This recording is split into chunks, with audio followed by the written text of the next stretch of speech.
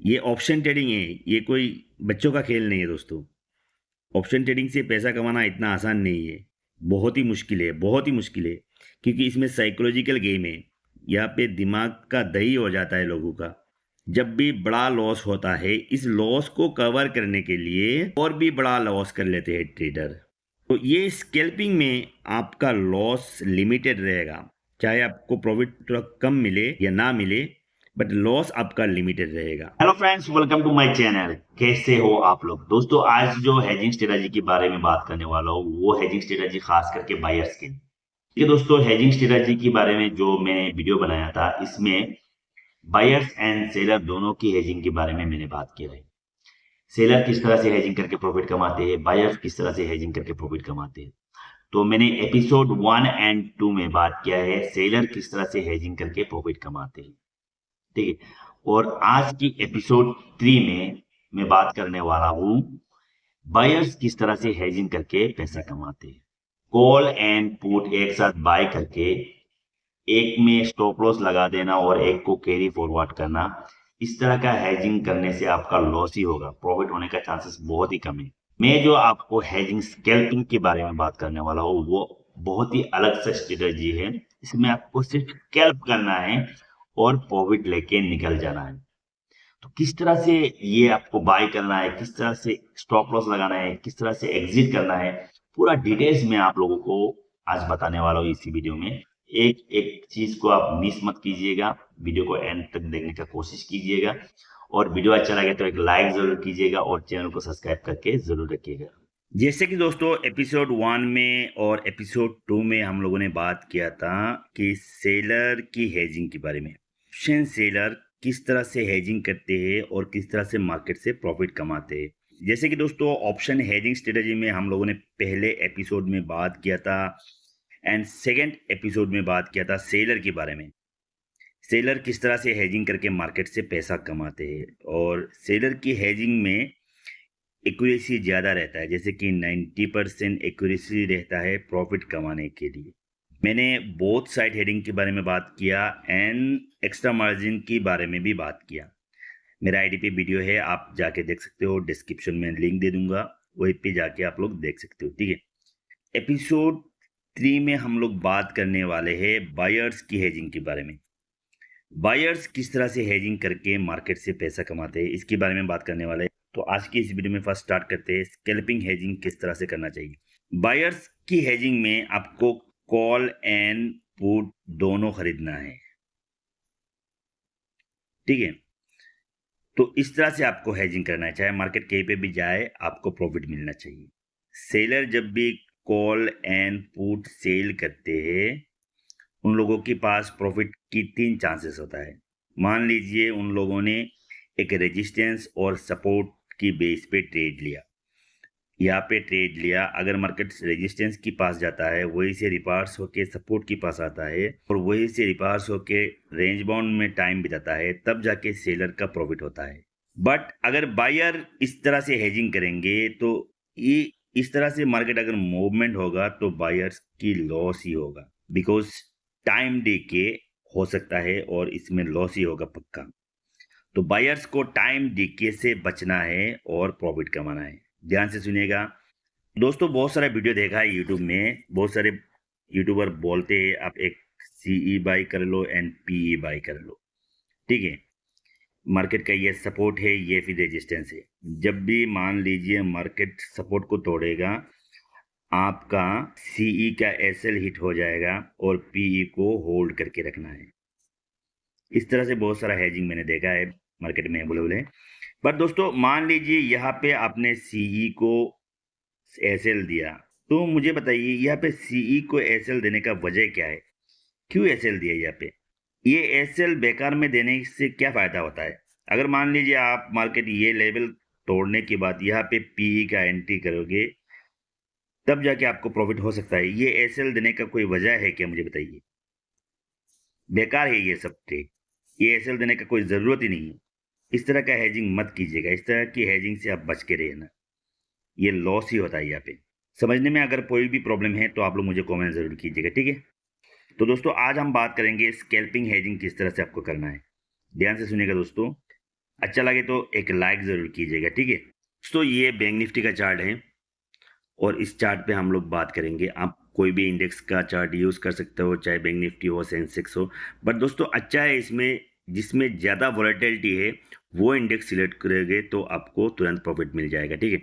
आप अगर कॉन्सेप्ट को समझ जाओगे तो आप कहीं पे भी ये स्ट्रेटजी यूज़ कर सकते हो और मार्केट से अच्छा खासा प्रॉफिट कमा सकते हो, ठीक है दोस्तों स्कैल्पिंग क्या होता है? स्कैल्पिंग में ट्रेडर ज़्यादा से ज़्यादा क्वांटिटी ऐड करते हैं और तुरंत 5 पॉइंट या फिर 10 पॉइंट या फिर 20 पॉइंट जितना प्रॉफिट मिल जाए तुरंत एग्जिट कर लेते हैं। बट दोस्तों कभी कभी क्या होता है, स्कैल्पिंग अगर आपका ट्रेड ऑपोजिट चला जाए तो इसमें 20 से लेकर 30 या फिर 50 पॉइंट तक आपका लॉस हो जाता है, क्योंकि यहाँ पे स्कैल्पिंग में आपको टाइम नहीं मिलता है ऐसे लगाने की, एंड एग्जिट करते करते आपका लॉस बड़ा हो जाता है। तो इस बड़ा लॉस से बचने के लिए हमको ये हेजिंग स्ट्रेटजी यूज़ करना है, ठीक है दोस्तों। कॉन्सेप्ट को समझने की कोशिश कीजिएगा, बहुत ही बढ़िया स्ट्रेटजी है। आप पहले एक लॉट से ट्राई कीजिएगा, अगर ये सही रहेगा तब जाके आप क्वांटिटी ज़्यादा यूज़ कर सकते हो। तो चलिए आगे बढ़ते हैं दोस्तों। आप कोई भी इंडिकेटर यूज़ कर सकते हो या फिर कोई भी स्ट्रेटजी यूज़ कर सकते हो जो आप हमेशा यूज़ करते हो। मैं एक इंडिकेटर यूज़ कर लेता हूँ, ठीक है। ये सुपर टेंट इंडिकेटर मैंने यूज़ किया। दोस्तों ये 3 मिनट का टाइम फ्रेम है। ये टाइम फ्रेम आपको 3 मिनट, 5 मिनट या फिर 2 मिनट में काम करना है, ठीक है दोस्तों। जैसे कि 3 मिनट की चार्ट में मार्केट ने इस लेवल को सपोर्ट को टच किया, जैसे कि ये एक लेवल सपोर्ट है, फर्स्ट ग्रीन कैंडल बनाया, उसके बाद मैंने यहाँ पे एंट्री लिया। आप एंट्री लेना है और स्ट्राइक प्राइस कौन सा सिलेक्ट करना है ये देख लेते हैं दोस्तों। जैसे कि अभी फिलहाल ये लेवल है लगभग 50,850। तो दोस्तों हमको स्ट्राइक प्राइस सिलेक्ट करना है ATM, एट द मनी। तो जैसे कि 50,800 एंड 50,900, ठीक है। ये दोनों स्ट्राइक प्राइस ATM में आता है। तो यहाँ से मार्केट ऊपर जाने वाला है, तो 50,900 की स्ट्राइक प्राइस को हम लोग पकड़ेंगे, ठीक है। क्लियर है? कोई भी प्रॉब्लम है अगर समझने में तो मुझे कमेंट ज़रूर कीजिएगा, ठीक है दोस्तों। तो दोस्तों जैसे कि हम लोगों ने स्ट्राइक प्राइस 50,900 को एग्जाम्पल के हिसाब से पकड़ा है, ठीक है। जैसे कि ATM, एट द मनी, ठीक दोस्तों। ATM, OTM, ITM वो अलग कंसेप्ट है।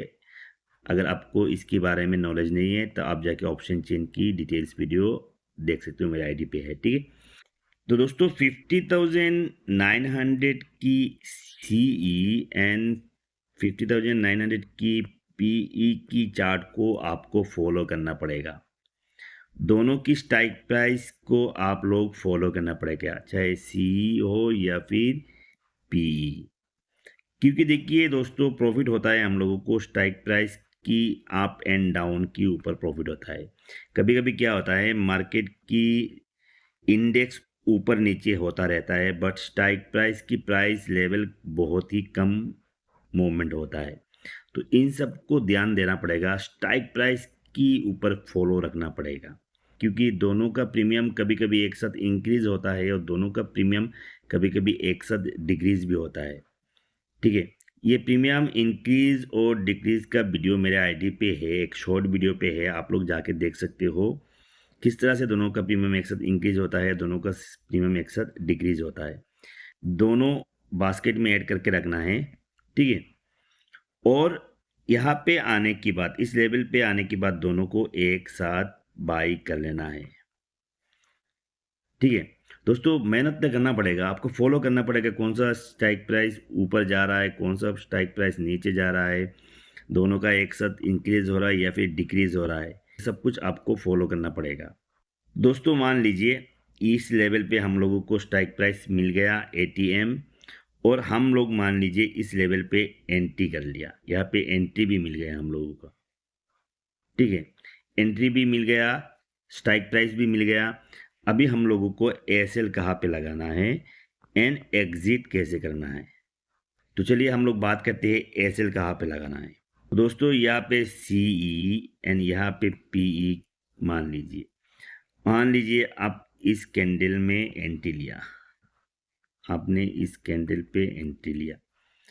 आपको एयरसेल कहाँ पे लगाना है, उसका नीचे जो कैंडल है, उसका नीचे या फिर उससे पहले जो कैंडल है, उसका नीचे आपको एयरसेल लगाना है। उसका पहले जो कैंडल है मान लीजिए, उसका नीचे आपको एयरसेल लगाना है, चाहे सी हो या फिर पी हो, दोनों साइड में। टाइम फ्रेम चाहे 3 मिनट हो या फिर 5 मिनट्स, जिस टाइम फ्रेम में आप काम कर रहे हो उसी टाइम फ्रेम में उसका पहले का जो कैंडल है उसी में आपको नीचे, शैडो के नीचे आपको एयरसेल लगाना है। तो दोस्तों हम लोगों को एयरसेल भी मिल गया। कहाँ पे एयरसेल है, कहाँ पे एंटी है, ये दोनों हम लोगों को मिल गया। अभी हम लोग एग्जिट के बारे में सोचेंगे। ठीक है दोस्तों, एग्जिट अभी हम लोगों को कैसे करना है और प्रॉफिट कैसे कमाना है। दोस्तों मान लीजिए इस लेवल पे एयरसेल है, ठीक है, और इस लेवल पे एयरसेल है, सीई का एंड पीई का, ठीक है।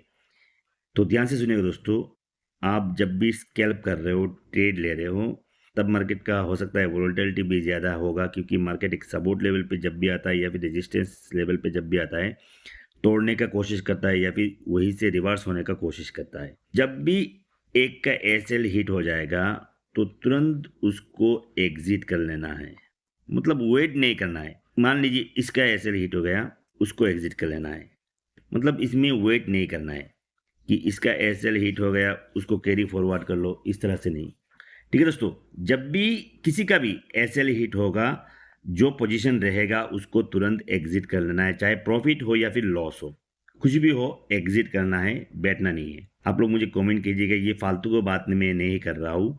आप लोग मुझे कमेंट कीजिएगा, मैं लाइव ट्रेडिंग करके दिखा दूंगा, क्योंकि इसमें आपका लॉस बहुत ही कम होगा। दोस्तों क्या होता है स्कैल्पिंग में, जो बड़ा बड़ा क्वांटिटी से ट्रेड करते हैं ना, वो लोग आपको सिर्फ प्रॉफिट वाला ट्रेड दिखाते हैं। ये ऑप्शन ट्रेडिंग है, ये कोई बच्चों का खेल नहीं है दोस्तों। ऑप्शन ट्रेडिंग से पैसा कमाना इतना आसान नहीं है, बहुत ही मुश्किल है, बहुत ही मुश्किल है, क्योंकि इसमें साइकोलॉजिकल गेम है। यहाँ पे दिमाग का दही हो जाता है लोगों का। ठीक है, जब भी बड़ा लॉस होता है, इस लॉस को कवर करने के लिए और भी बड़ा लॉस कर लेते हैं ट्रेडर। ठीक है, तो ये स्कैल्पिंग में आपका लॉस लिमिटेड रहेगा, चाहे आपको प्रॉफिट चाहे थोड़ा कम मिले या ना मिले, बट लॉस आपका लिमिटेड रहेगा। इस तरह से हेजिंग रिलेटेड बहुत सारा लाइव वीडियो मेरा चैनल पे है, शॉर्ट वीडियो बहुत सारा है, आप जाके देख सकते हो। तो दोस्तों हम लोग नेक्स्ट एपिसोड में बात करेंगे एक्सपायरी के दिन हेजिंग कैसे करना है, एक्सपायरी हेजिंग स्ट्रेटजी आपको कैसे यूज़ करना है और कैसे आपको मोटा मोटा पैसा कमाना है एक्सपायरी के दिन, किस तरह से आपको रिस्क मैनेजमेंट करना है, किस तरह से आपको प्रॉफिट कमाना है। तो तब तक के लिए दोस्तों बाय। वीडियो अच्छा लगे तो लाइक ज़रूर कीजिएगा और चैनल को सब्सक्राइब करके ज़रूर रखिएगा। ठीक है।